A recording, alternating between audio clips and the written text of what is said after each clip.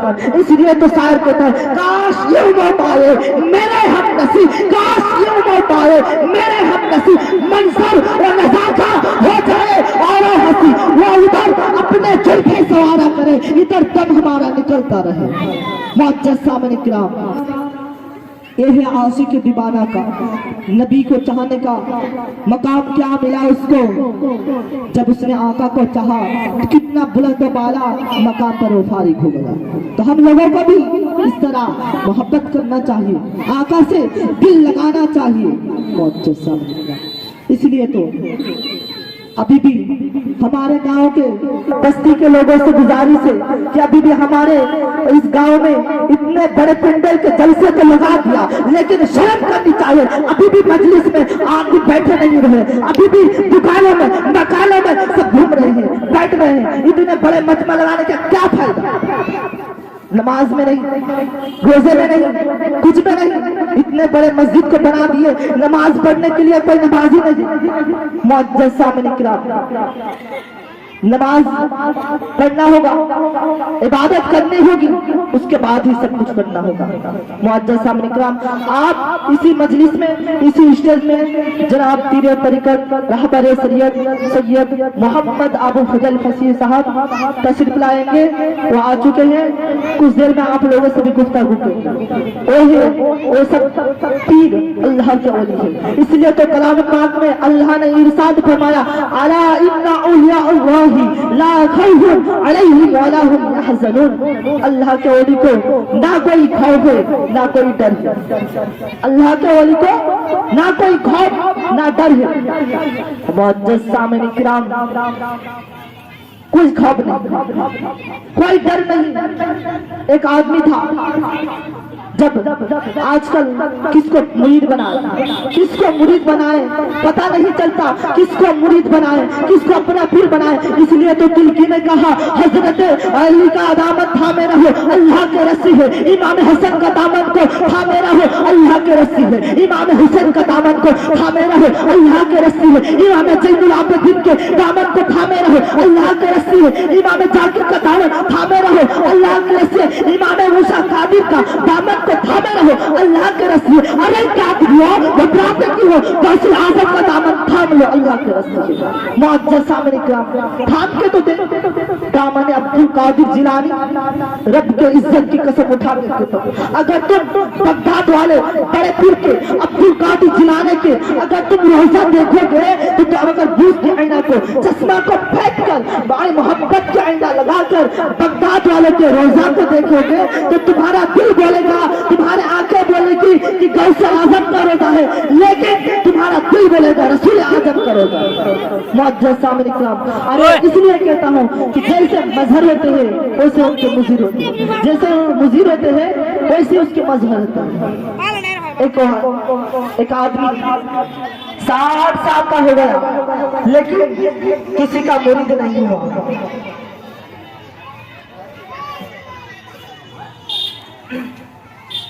60 साल का हो गया लेकिन किसी का मुरीद नहीं हुआ। प्रॉब्लम जानते हो क्या थी? जब भी आबादी में कोई पीर आते थे, जब भी कोई पड़ोसी में पीर आते थे तो सुन्नत की ऐनक लगा देते थे और उस ऐनक से देखते थे। आप जाहिर है कि आदमी जितने भी परेशान हो, आदमी 24 घंटा परेशान हालत में नहीं रह सकते, सुन्नत की अवस्था में नहीं रह सकता। कभी चूक हो जाती, वो देख लिया बोला वो नहीं ये पीर बनने के लायक नहीं। मुअज्जज़ सामने किराम, एक मर्तबा पीर साहब जब आए तो पानी पीने लगे। पानी पहले दांत हाथ से पीना था, बाप हाथ से पीने लग गए, जल्दी में थे, प्यासा था।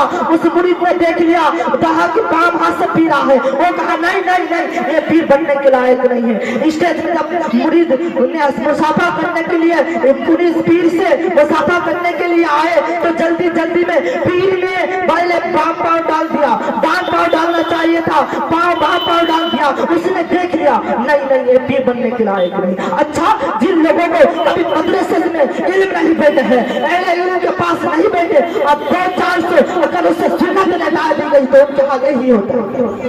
मुअज्जज़ सामने किराम, घर में सब मुरीद हो गए, बेटे मुरीद हो चुके हैं, उसकी बेटी मुरीद हो चुकी है, उसकी औरत मुरीद हो चुकी है, लेकिन वो किसी का मुरीद नहीं हुआ। यही तो प्रॉब्लम है। एक मतलब उसकी बीवी ने कहा, ए सुनो, सतिया गया है, किसी का मुरीद बन जा। मैं तो पीर की मुरीद हो चुकी हूँ, मैं तो पीर की मुरीद हो चुकी हूँ। मैदान क़यामत में उनके पीछे पीछे जाऊंगी, तो शैतान के पीछे जाऊंगा।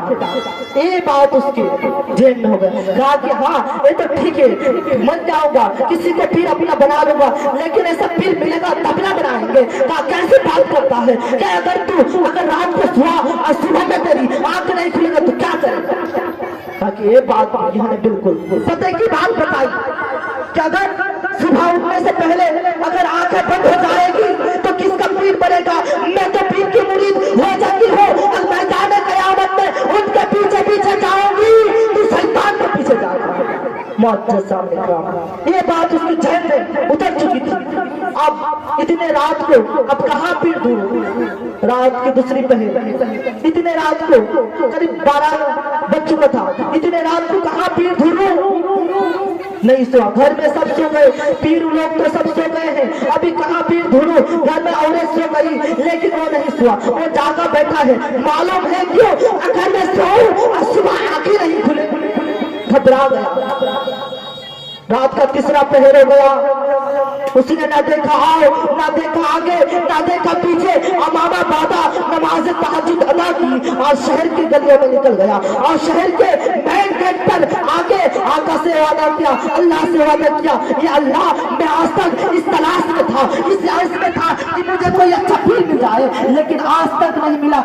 मैं आज आपसे वादा करता हूँ, मैं यहाँ बैठा हूँ, यहाँ से सबसे पहले जो इंसान जाएगा मैं उसे अपना पीर बना लूंगा, चाहे मैं उसे अपना पीर बना लूंगा।